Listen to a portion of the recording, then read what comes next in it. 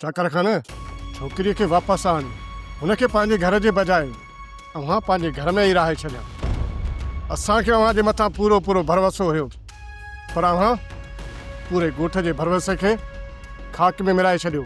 हाणे से सब मोतबर थी आओ, सब मुंहिंजी न्याणी जे मथो तबसरो पे था कयो। न्याणी मुंहिंजी आ बाबा। हाणे हिकिड़ी त तुंहिंजी महिरबानी थी आहे त दुश्मन जे दर तां मुंहिंजी न्याणी वठी आहे ऐं हुनजी वरी हिफ़ाज़त न कई, वरी ओ साॻे दुश्मन ते वञी मुंहिंजी छोकिरीअ खे छॾे आहे। बाबा मुंहिंजी न्याणीअ खे हिते पेश कर। मां न्याणीअ पंहिंजीअ खे पाणीअ में ॿोड़ियां, बाहि में साड़ियां, उहो मुंहिंजो मसइलो। पर हाणे तुंहिंजी इहा चंग मुड़सी असांजे अॻियां न हलंदी बाबा, न हलंदी। चक्कर खान हाणे तूं चङो रहियो ई कान। रईस चाकर खान, तुंहिंजो उज़ुर असांखे क़बूल न हूंदो, न ई वरी असां तोखे पंहिंजे ॻोठ जो हाणे चङो क़बूल कंदासीं। चक्कर खान हाणे सभिनी जो फ़ैसिलो त तव्हां ॿुधी चुका हो।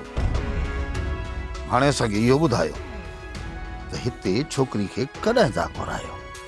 अॼोको ॾींहुं ई राति जी मूंखे मोहलत ॾियो। सुभाणे छोकिरी हिते पहुची वेंदी, उन खां पोइ तव्हां हिते अचिजो। वधीक ॻाल्हियूं पोइ थी। चक्कर खान हाणे तव्हां त हिन क़ाबिल रहिया न आहियो जो असां वेही के ॻाल्हियूं कजनि। हा बाक़ी जेको कुझु करिणो आहे न असां ॻोठ वारा सभु पाण में मिली सघी को न को फ़ैसिलो करे कंहिं न कंहिं नतीजे ते निकिरंदासीं। इहो मसइलो असां पाण ई पाण हल करे रखंदासीं, छो त तोते त असांखे हाणे ज़रे जो बि एतबार नाहे रहियो। तॾहिं त चवंदो आहे त खारे पाणी जा खूह ऐं मुनाफ़िक़नि जा रूह कॾहिं बि मिठा न आहिनि थियणा।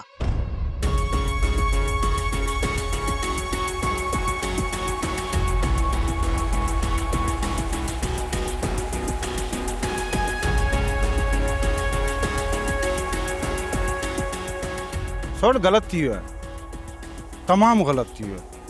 असांजी सोच ऐं अंदाज़े खां वधीक ग़लति थी वियो आहे। हाणे बीठल इज़त खे बहाल करण लाइ न तव्हांखे साल लॻी वेंदा। थोड़ इन करे जज़्बात खां हटी करे तव्हांखे ॻोठ वारनि सां ॻाल्हाइणो पवंदो, न त उन्हनि जी नफ़रत तव्हां लाइ अञा वधीक वधंदी वेंदी। सब्सक्राइब कयो असांजो official YouTube channel Sindh TV HD drama ऐं वधीक अपडेट लाइ बेल आइकन खे क्लिक करियो।